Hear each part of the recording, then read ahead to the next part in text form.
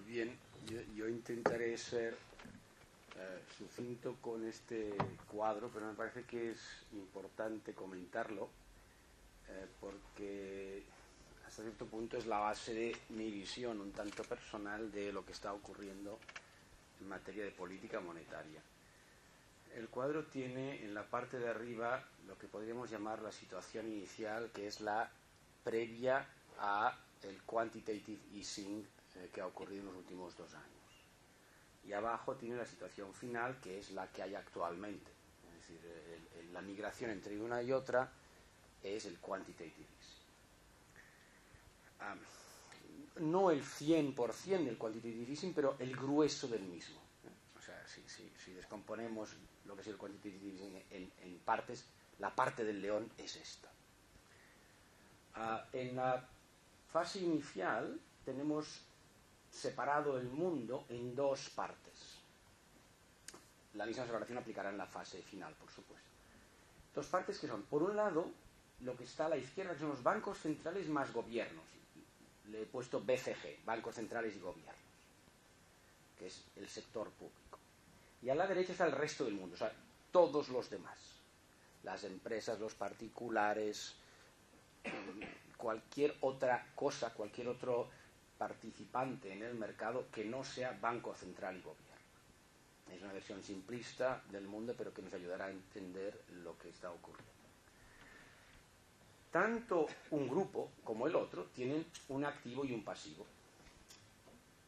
El Banco Central y Gobierno en el punto inicial tenía un activo, al que le llamaremos activo 1, porque es en el momento inicial BCG, el activo 1 del Banco Central y Gobierno, y eso casaba perfectamente con el pasivo 1 BCG, el activo igual al pasivo. A la derecha tenéis el resto del mundo. El resto del mundo lo he hecho un pelín más complicado, he puesto un pasivo 1 del resto del mundo, ese pasivo que tenía el resto del mundo, y el activo lo he desglosado en 2 partes. Lo que llamaríamos los bonos corporativos y el resto de activos que tenía el resto del mundo. O sea, el resto del mundo, lo que no es sector público, tenía al inicio de este proceso en el activo bonos corporativos y otros activos. Ese es el balance de la derecha.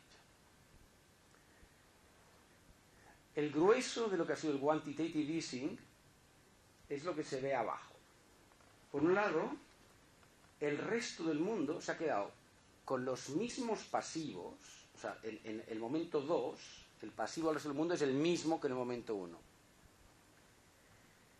Y en el lado del activo, lo que llamamos el resto del activo sigue siendo exactamente el mismo, pero ha desaparecido del activo del resto del mundo, del activo del señor José, de la corporación, el fondo de pensiones General Motors, lo que sea, de ese resto del mundo, han desaparecido los bonos corporativos, no todos, pero una buena parte. Y han sido sustituidos por deuda pública y depósitos en el Banco Central. Los depósitos en el Banco Central los tienen los bancos. Pero lo que sí que está claro es que a lo largo del quantitative easing, lo que no es sector público se ha sacado de encima muchos bonos corporativos y a cambio le han entrado depósitos en el Banco Central o deuda pública. ¿Y esto cómo se ha hecho? Pues muy simple. En el lado izquierdo, que tenemos lo que llamaríamos el sector público, se ha absorbido en el pasivo, en el activo, todos esos bonos corporativos y se han financiado con deuda pública y depósitos en el Banco Central. Y esto es el grueso del quantitative easing. Conceptualmente, el sector no público ha swapeado o ha canjeado bonos corporativos que no quería por sector público, ya sea deuda pública o depósitos en el Banco Central. ¿Y cómo ha ocurrido eso? Pues porque los bancos centrales e indirectamente los gobiernos han tomado esos bonos corporativos en su activo, financiándolos como buenamente han podido, deuda pública y depósitos en el Banco Central. Y esto es el quantitative easing. Es un swap de activos. Podríamos llamarle también un lavado de riesgos. El lavado, bueno, es un término un poco de mercado financiero, pero es como cuando el padre avala al hijo para que coja un crédito, ¿no? Pues el riesgo del hijo no es bueno, pues el padre se pone entre medio avalándolo, o incluso dice, mira, te presto yo y yo le pido al banco. Se pone por en medio el padre. Pues aquí ha ocurrido lo mismo, como que el público no quería riesgo corporativo porque no querían hipotecas, no querían prestarle a la General Motors o a quien sea. Pues mira, yo soy el Estado, ya compro yo las hipotecas, ya compro yo esos bonos, y a cambio a esta gente que no quiere riesgo de hipotecas ni de bonos, les doy papel del Estado para que me lo financie. Esto es un simple swap de activos. Y el swap de activos no conlleva inflación. Es decir, hay un partícipe en el mercado que se pone por en medio, toma papel de riesgo corporativo y se financia con su propio papel, que es papel Estado. Eso no es inflacionista. Podemos pasar a la siguiente página y vamos a ver por qué no. Este dato, este gráfico, es el tamaño del Banco Central estadounidense. Mejor dicho, la suma de todas las Federal Reserves. Como sabéis, en Estados Unidos el Banco Central son las reservas federales, y el sumatorio de todas las reservas federales en su conjunto consolidado es el balance del Banco Central. Este balance del Banco Central, aquí no es fácil verlo porque no se ve bien la escala, pero ha pasado de un tamaño de algo menos de 1 trillón a cerca de 4 o algo así. O sea, más que triplicado, es algo brutal. Esta escala es de 11 años, o sea que no es así un periodo trivial. Y en los 11 años se ve una curva de incremento suave hasta el año 2008, como se monta aquí la de San Quintín, y un tirón brutal, sin precedentes de ningún tipo, en lo que es tamaño de balance. Y este incremento del tamaño de balance es lo que hemos visto antes, ese añadir bonos corporativos en el activo, financiándolo con depósitos en bancos. E indirectamente emisión de papel del tesoro.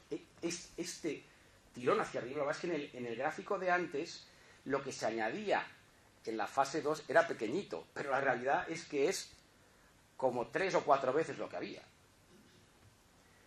Y ese es el incremento del tamaño de balance. Y mucha gente dice que esto es un incremento de la masa monetaria, y es falso. Esto es un swap de activos. Y lo que se ve es que en este mismo periodo, y pasa por favor la transparencia, la masa monetaria M2 en Estados Unidos ha subido con normalidad. Hubo un pequeño tirón hacia arriba, pero que era de un 10% o menos, cuando se cuadruplicó, triplicó, cuadruplicó el tamaño de los balances de la Reserva Federal, que es un incremento del 300%. La masa monetaria M2 se incrementó un 10%, y luego se ha quedado aplanada, con lo cual si tiraseis una recta para todo el periodo, veríais que después de un pequeño tirón hacia arriba, luego se tranquiliza la serie y más o menos estamos en línea con un crecimiento normal. De hecho, la M2 en toda esta historia, en toda esta movida, creció un 11%, lo cual no es nada descomunal. Porque luego añadimos lo que decía Mark de la caída en la velocidad de circulación del dinero, con lo cual, si sube no tanto la M2 y encima el dinero circula un poco más lento, pues inflación, nada. Y el quantitative easing per se, tal como está montado, no genera inflación. Genera un incremento del tamaño de los balances de los bancos centrales, pero no necesariamente inflación. Yo voy a abundar un poco en lo que ha expuesto antes Mark de la inflación de break-even. La voy a explicar un poquito más y haré algún razonamiento adicional. Me parece que es un indicador importante. Aquí tenéis una pantalla, en este caso es de Bloomberg, pero cualquier sistema digno os dará un pantallazo similar. Y se ve en la parte izquierda, bajando unas 4 filas, el dato de la izquierda, que el yield de la rentabilidad de este bono, que es un bono tesoro inglés a 10 años, en este caso a 12, perdón, es el 3,24%. No sé si veis el yield, 3,24%, según cómo se calcule. Hay alguna forma distinta de calcular. Si pasas página veremos el otro bono inglés, que es el bono que se llama ajustado a inflación. La rentabilidad que te da este bono es una rentabilidad real. Es decir, si por ejemplo da un yield, en este caso, que se ve que está en 0,539, es un dato que está más o menos arriba a la izquierda en un recuadrito amarillo. Eso es que el tipo real que se consigue comprando este bono es del 0,5%. Entonces, claro, si el nominal que hemos visto antes, y también es un 12 años, si el nominal a 12 años te da un 3,2 y el real a 12 años te da un 0,5, es que la inflación implícita es la diferencia entre uno y otro, que es 2,7. Por tanto, el break-even inflation, la inflación de punto muerto, es 2,7, pero no por arte de Birli-Birloque, sino porque el bono 12 años inglés da 3,2, el bono normal y corriente, y el bono ajustado a inflación, o sea, el bono que te paga un cupón real, y esto se paga muy sencillo, te pagan ese cupón prometido y además lo que suba la inflación. Ese te paga 0,5. Por tanto, si el real te paga 0,5 más lo que fuera la inflación y el nominal te paga 3,2, la expectativa implícita en el mercado es que la inflación sea la diferencia entre uno y otro, que es 2,7. Entonces aquí, ahora veremos un gráfico de la inflación, para atrás, de la inflación break-even, que es muy similar al que decía Mark. Lo que pasa es que Mark lo ha enseñado, creo que para Estados Unidos, y este es para Inglaterra, pero vamos, la historia es muy parecida. Lo que pasa es que yo quisiera apuntar una cosa muy importante, que cuando se mira la inflación implícita, el break-even inflation, a veces pasa desapercibida. El tipo real que garantiza un bono del Tesoro inglés, que por cierto no es un gran crédito, pues el Tesoro inglés es un buen crédito, pero no es un gran crédito, porque tiene un déficit público brutal y no está en su mejor momento como deudor. El tipo real que garantiza es un 0,5. Y eso es una miseria. Si a esto le juntas el IPC, porque el cupón te da el 0,5, pero luego también te da un cupón por IPC, sea en cupón o sea en plusvalía final, y tributas, es que la renta fija no da nada. Es una auténtica miseria. Y quiero apuntar que lo que es una miseria no es la inflación implícita, que es del 2,7, sino el tipo real, que es del 0,5. Pues aquí la pobreza, lo pobre del mercado, no es que se espera una inflación baja, que se espera una inflación normalita, sino los pésimos tipos reales que hay. Y esto es un argumento importante para luego hablar de la bolsa, porque la bolsa no es ni buena ni mala en términos absolutos, sino en términos relativos a las alternativas. Y la alternativa de la renta fija es monstruosamente mala. O sea, un 0,5 real antes de impuestos es la garantía de no ganar un duro después de impuestos, ni en términos reales, ni en términos nominales, ni en nada. Y por tanto me parece también importante apuntar esto, que el ver el break-even inflation nos enseña, aparte de esa inflación esperada por el mercado, lo que es el tipo real. O sea, la lectura de los bonos en términos reales es importante. Por cierto que esta cifra de 0,5 hace unos 10 años estaba por encima de 2. Es decir, lo suyo es que un tesoro pague 2 puntos reales largos. Pero ahora está en una situación muy especial. Una situación recesiva, situación de una enorme pobreza económica, que viene definida sobre todo por lo que antes apuntaba Mark, que es el exceso de capacidad instalada. Y cuando hay un exceso de capacidad, sobran fábricas, sobran empresas, sobra de todo, y no interesa invertir, porque ¿para qué vas a hacer una fábrica más? Y si no interesa invertir, la rentabilidad del capital es muy baja y nadie pide prestado. Nadie que tenga un poco de, digamos, sentido común. Y como nadie pide prestado, los tipos son bajos. Los tipos reales. Siguiendo con la historia, aquí tenéis el gráfico del inflation break-even en Inglaterra para el periodo 12 años. Y si bien hubo un bache, esto es lo que apuntaba Mark simplemente para Inglaterra, si bien hubo un bache en su momento, en el caso inglés, el americano está un poco por debajo ahora y el europeo también un poco por debajo, en el caso inglés estamos más o menos donde estábamos, en 2,7.